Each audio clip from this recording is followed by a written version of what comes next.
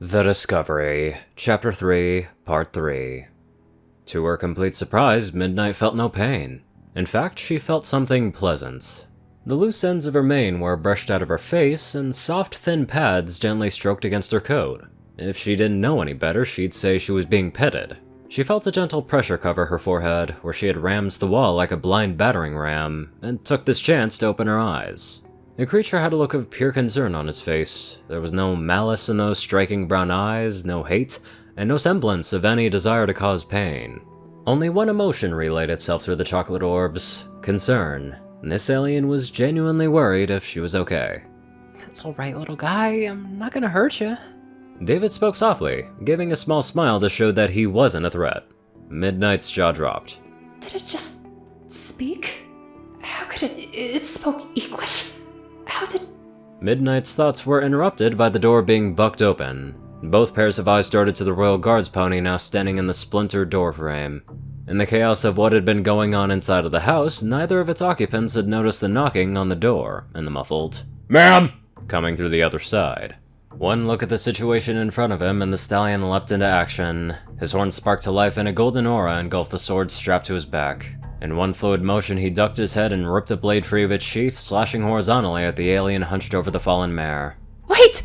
Midnight started, but she was too slow. The Royal Guard's pony was already swinging the blade, cutting through the air like a hot knife through butter.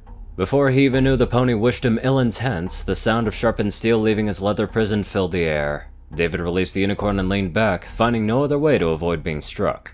David's wounded legs could not support his weight at such an angle, and he fell back. He just barely dodged the lethal steel as he fell onto his back. He rolled onto his side and pushed himself up with his arms, doing everything that he could to keep weight off of his left leg. His attacker would have none of it, though. He brought the sword downward, intending to impale his prey. Rolling to his left, David narrowly dodged the blade by only a few inches as it pierced the hardwood floor, sending splinters flying in all directions. He continued to roll until he reached the other side of the entrance, where a table had some decorative pots and flowers resting on top.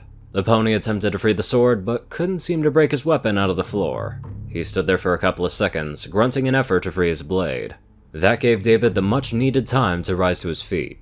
Adrenaline now pumping through his system, he looked for the nearest weapon to defend himself against his assailants. Luckily, the pony was still preoccupied and didn't have a sword at the ready. Scanning for anything that he could use, David's eyes fell upon the potted plant on the table to his left. That'll have to do. The pony gave up on trying to remove his sword and was now closing the short distance between them. Grabbing the vase and turning in one fluid motion, David arced his arm and brought the vase down as hard as his adrenaline-fueled body would allow. Perfect contact was made against the small demon horse's cranium and he stumbled back, grunting in pain. David had no time to contemplate how or what had just happened and began to half-limp, half-jog out to the front door. He heard more hoofsteps coming from outside and stopped in the doorway. Fear and confusion painted his face. Two more small horses, both wearing the same white coat and golden armor, blocking the door, panting slightly.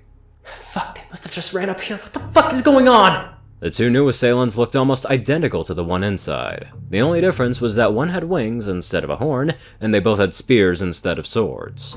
What the fuck, what the fuck, what the fuck, what the fuck? David's mind raced through its extensive vocabulary in a futile attempt to rationalize the scene unfolding in front of him. David began to backpedal, nearly tripping over the dazed white devil still stumbling about to get his bearings. He tried to grab David's foot as he moved past, just barely failing to grab a hold. David raced back into the guest room and slammed the door shut behind him, 3 pairs of hoofsteps close on his tail. He scanned for something that he could use to defend himself with. Finding nothing but the IV pole, he considered his options. Run away and maybe make an escape, or stay and fight 3-1.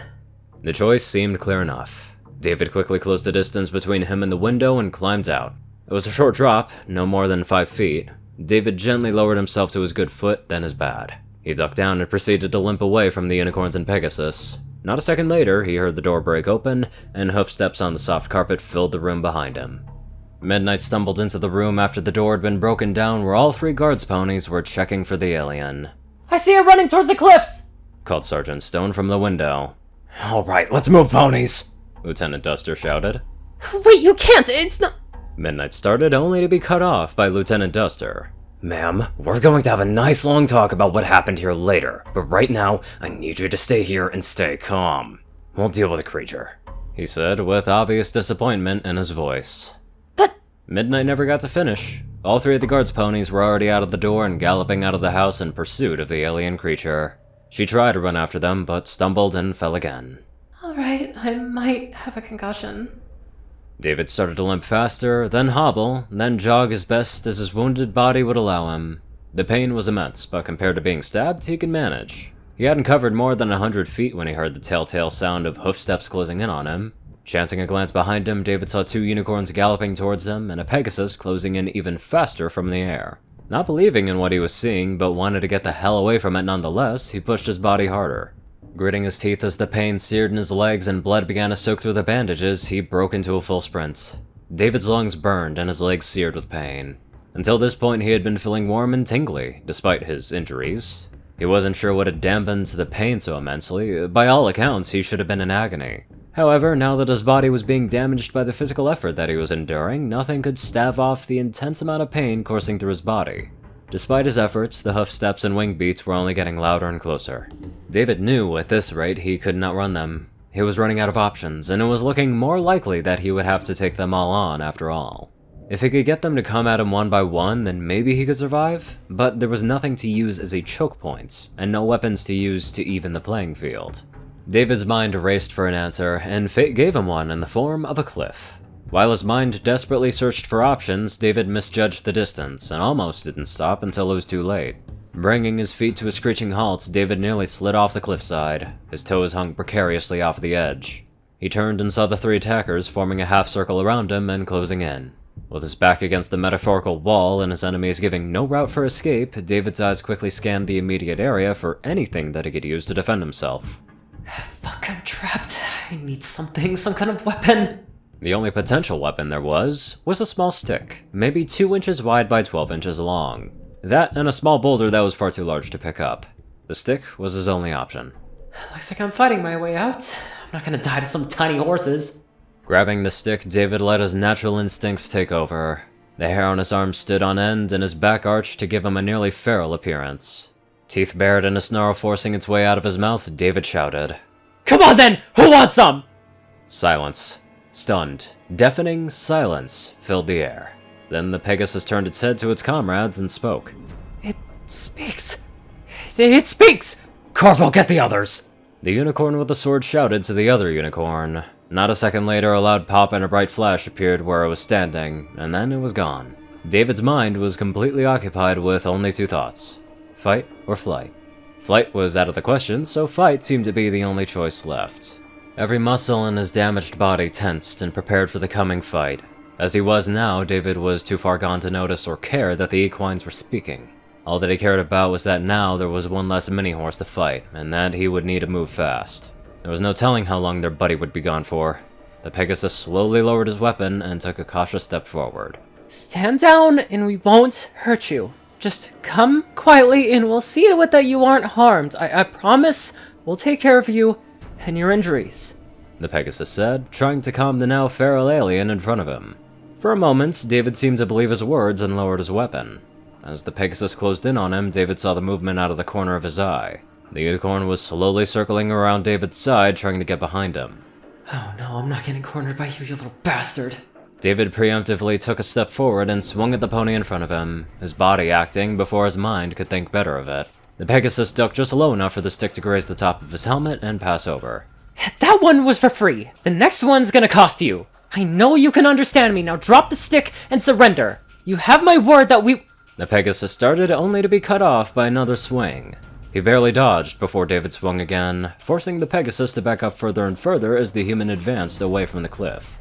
Seeing that diplomacy wasn't going to work out in this case, the Pegasus propelled himself forward, his legs acting as springs, launching him into the alien in front of him. He connected with David's waist and tackled him to the ground, sliding dangerously close to the edge of the cliff.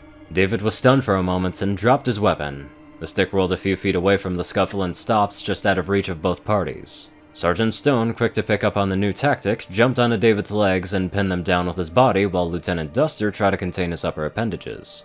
Shit, I can't move my arms or legs. Fuck. I think, David, there has to be a way out. There's always a way out. David thought through the grunts and heavy breathing both parties were exerting. You can't win this fight! Just stop fighting us! The Pegasus screamed into David's ear.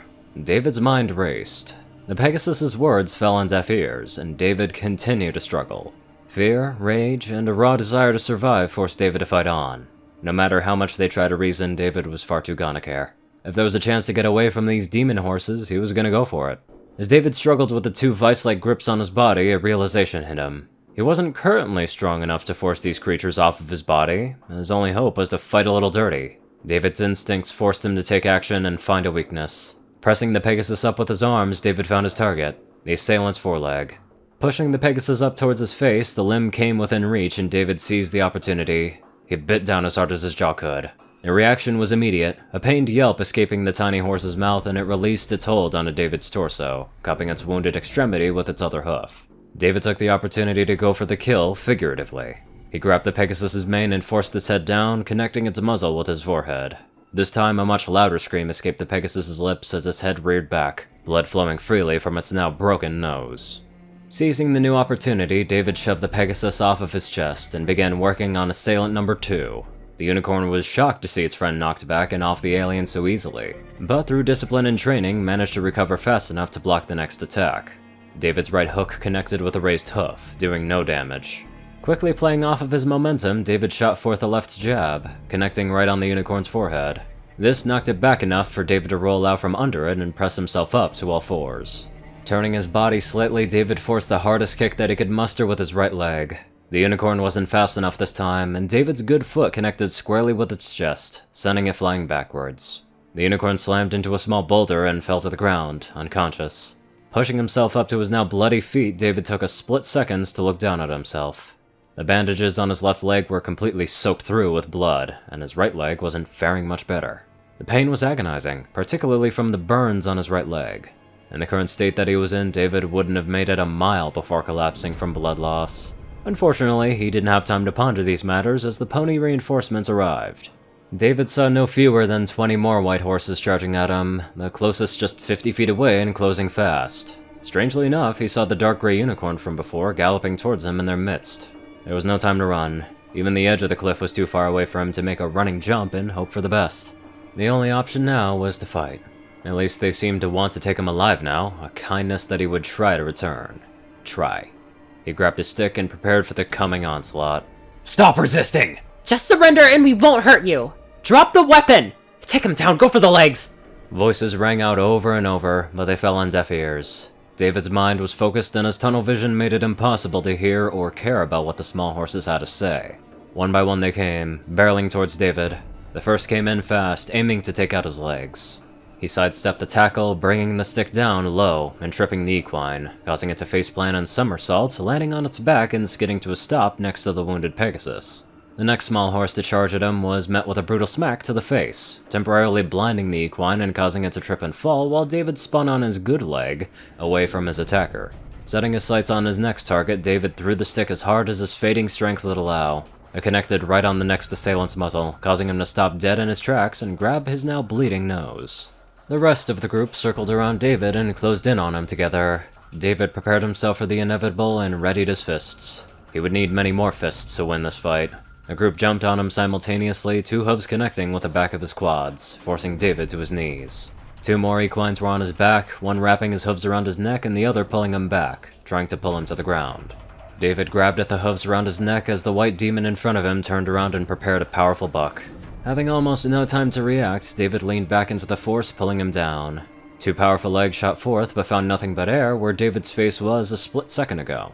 Reaching up and grabbing the hooves, David yanked back, pulling the equine off of his front hooves and landing on his belly, right past David's thigh. He brought his fist down and connected with the back of the tiny horse's skull, bouncing its jaw off of the dirt below, and knocking it out cold. Throwing his head back, he hit the muzzle of the pony on his back with his head, causing it to release its grip on his neck. He leaned back up and threw another right hook at the pony next to enter his sights. Despite all of his effort, David only had so much fight left in him. More hooves grabbed at his arms and forced them down. How are these things even so grippy? I thought hooves were basically little carrot feet. There's nothing to grab with! David shouted in his head. With his arms and legs thoroughly exhausted or trapped, David looked into the eyes of the pony directly in front of him. He summoned the last of his strength and screamed.